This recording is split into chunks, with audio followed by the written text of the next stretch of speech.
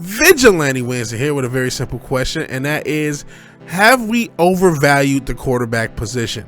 I say that the same day Josh Allen has signed the biggest contract in NFL history, I believe, but he is not the impetus for this video. I've been meaning to make it for months, and whether or not I think the last two MVPs deserve it, and the reasons that they may have won it that are totally subversive, and for another day that has already happened because I already made a video on it. Even with all that notwithstanding, there's an argument, hey, he's an MVP level player. He deserves it. But I'll tell you one thing, all the quarterbacks that got paid have not deserved it. Not only have they not deserved it, they've hurt the franchises that have paid them. Let's start with the number 2 pick of this draft, the Browns, and that crazy Deshaun Watson deal. He just needs another massage. I don't know what happened in those massage parlors. I know he left Houston area as I was moving in, and he went to Cleveland, and he did nothing. And they gave him millions and millions of fucking dollars, and he hampered the franchise, not to curse so early, but they gave him a lot of money. He hampered their franchise. They're still trying to dig themselves out of that hole. Let's go with the Super Bowl champs rivals in the New York Giants. The reason I say that is because part of the reason the team that won the Super Bowl in the Eagles, and they can be a counterpoint in this argument. We'll get to them later with their quarterback, Jalen Hurts. But part of the reason they won the championship is because Saquon Barkley. And the only reason Saquon Barkley was available is because the Giants gave big money to Danny Dimes. Shout out to Daniel Jones. He made big money. They couldn't re-sign Saquon.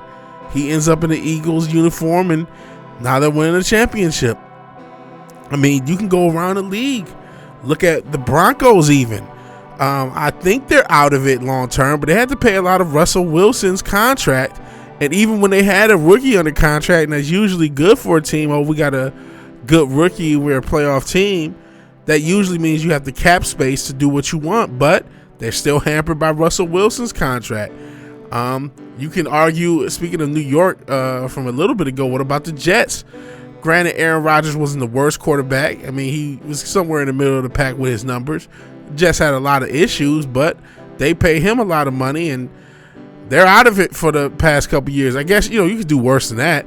Take the Atlanta Falcons. Similar to what I said about the Broncos, they got a rookie that may have some promise that they didn't play most of the year because they're paying Kirk Chains, a.k.a. Kirk Cousins. Do you like that? He's making a ton of money. A guy who I think only has one playoff win has made all this money because of the overvalued of quarterback. And what do you get for it? Now you're stuck where you have a rookie quarterback and you can't really surround him like you would like, because we all know once a rookie's good, you got to pay him. Just like Jordan Love, who is not the worst of these quarterbacks who got a lot of value or got a huge contract. We'll get into worse than him. I like Jordan Love, and yeah, I am a Lions fan. I could have some sort of issue, whatever, as far as a rival, but all things considered, he hasn't really done much. He's won one playoff game, and he already has a big contract. I like Jordan Love, honestly, all shit aside. But he does throw a lot of picks, but I do like him. I think he can and probably will be a good player. He makes some throws that I'm like, holy shit, no one else is even trying those throws.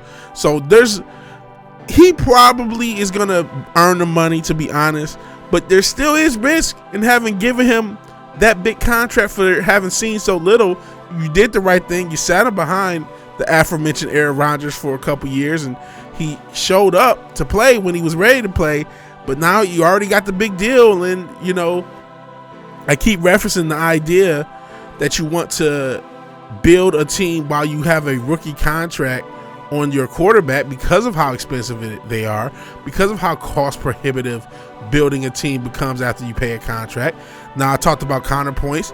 The Eagles have already paid Jalen Hurts. He's making $40+ million a year, which is now starting to look like child's play as these contracts get higher. But he's making a big dollar contract. Same with Patrick Mahomes. These were the two teams in the Super Bowl. Those franchises figured it out. So that's the counterpoint to all this. And there's other teams. I mean, I can keep going. If you want me to keep going with teams that have signed a quarterback that either has hurt them or they're in limbo. I mean, you look at the Jacksonville Jaguars with Trevor Lawrence. You're also looking at the Arizona Cardinals and Kyler Murray. You might even want to throw in the Chargers and Justin Herbert, who I think of those 3 quarterbacks I just mentioned was probably the best, but, you know, not the most playoff success. First errors note of the video. How about them Cowboys? How can I forget about Dakota Rain Prescott, another quarterback who's making a lot of money that you cannot be sold on. In fact, I think he still has the highest per year average. So, yeah, I don't know how I forgot him. And then I mentioned CJ Stroud. He's going to want a big check. He's won multiple playoffs in his first couple years. Another younger quarterback who's going to want a big check, and I think his contract is actually up, hasn't been signed as of the time of this recording, Brock Purdy. You know what I mean? What do you do with these quarterbacks? Especially Purdy is a guy who, let's be honest, he looks good when the talent's around him. So literally, him demanding top dollar as a quarterback may actually hurt his ability to be a good quarterback. It's very likely. And hey, I got to deal with that as a Lions fan. Shout out to Jared Goff, aka Ryan Gosling. And listen, he's put up great numbers for us. He's done a lot of winning for us, at least relative to what we've been as a franchise. Almost got us to the Super Bowl last year. Obviously lost the first game this year. There's a whole lot of can of worms I can open up about that. That day has also already happened. There's already a video about that. You can check that out on the channel.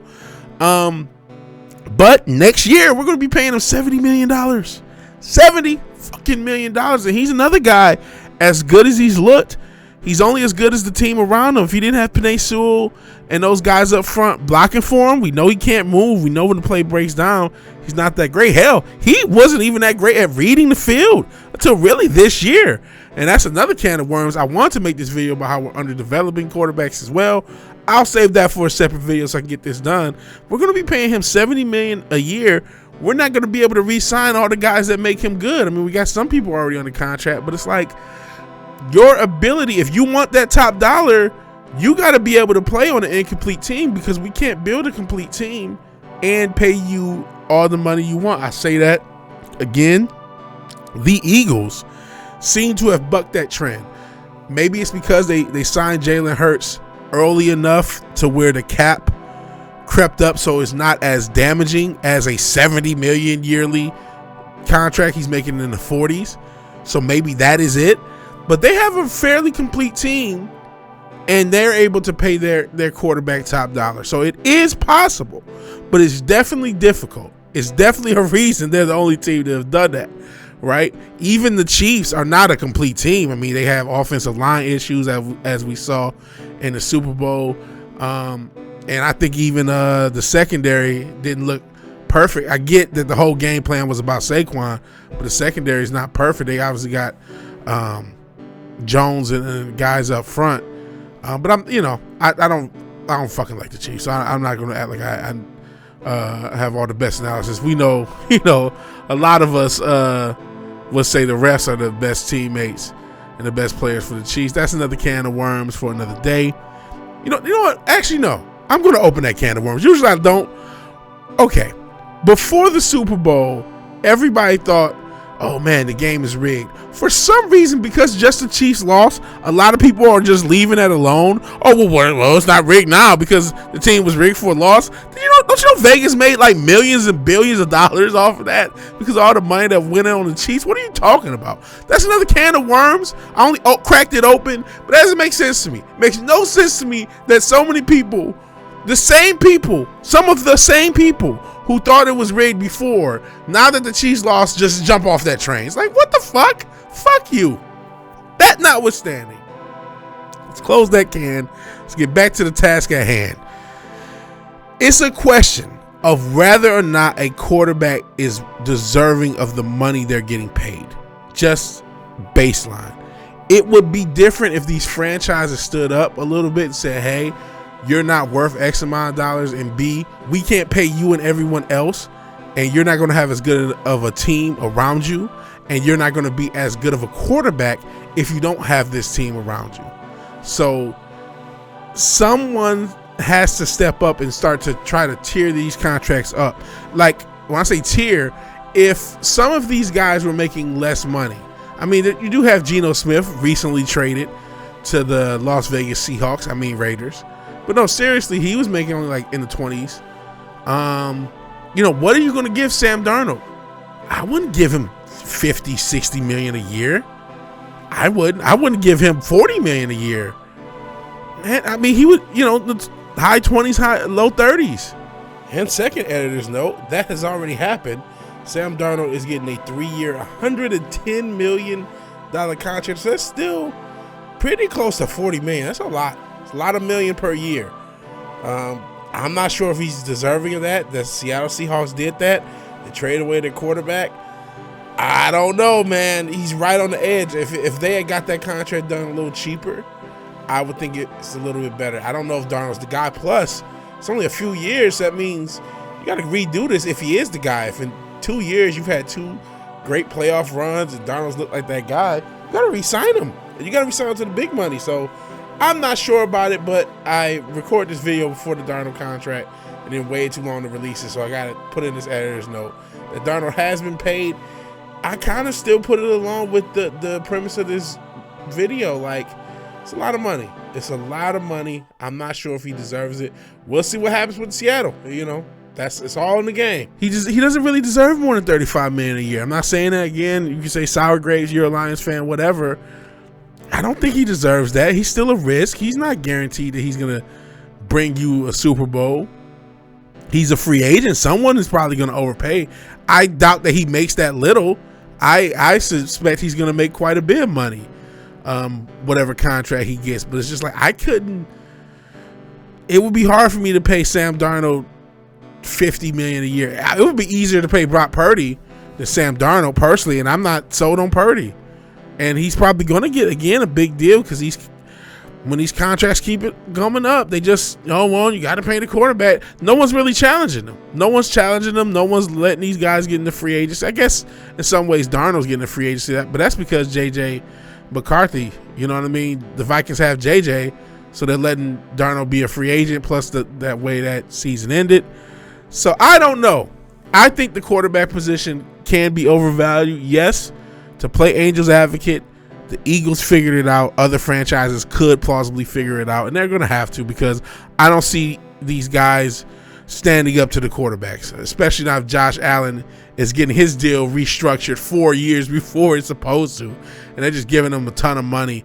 And hey, you know what? Since I brought that up, what do you Bills fans think? A lot of people, now that we're out of the Super Bowl and out of the MVP race, a lot of people kept saying, well, this is a rebuilding team. Well, it's going to be a lot harder to rebuild when you give your guy, that much contract. Are you worried that now you can't really build around him and you may have doomed your franchise to a playoff exit every year, because you're not going to be able to build the team you're wanting? Or do you think you can pull what the Eagles did? And yeah, you're paying him big money, but you can still put the team around him that you want.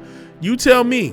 Out of all the guys I talked about, obviously he's much more deserving. He's had way more success than any other quarterback discussed, for the most part. So what do you guys think? And also, right quick before I leave, I do remember, and I meant to bring this up during the meat of the video, pause. But Tom Brady was known to not necessarily ask for top dollar on his contract so the team around him can be better. Now you can argue, hey, it didn't help him offensively. It was still him, Gronk, and Edelman grinding it out there to end of New England. But he also had pretty good defenses, so he didn't have to deal with what Joe Burrow had to deal with this year, where you're putting up all these crazy numbers to losses. He didn't have to score 30 points a game to win games. And then when he did have a pretty good team offensively and defensive around him at Tampa Bay, you see what he did. He cashed it in. So, he's the GOAT. I get it, but he didn't necessarily ask for top dollar. That made him a little bit better and it helped him out. He certainly made the money up off the field. So, that's a strategy. I'm surprised more quarterbacks aren't thinking like that, to say, hey, I can make it up off the field if I win, and I got a better chance of winning if I can, give up a little bit of the contract here and then, negotiate and make my contract a lot more build-aroundable, if that's a word, which it isn't. All right, so what do you guys think of this whole concept? Are quarterbacks overvalued? You tell me. Peace.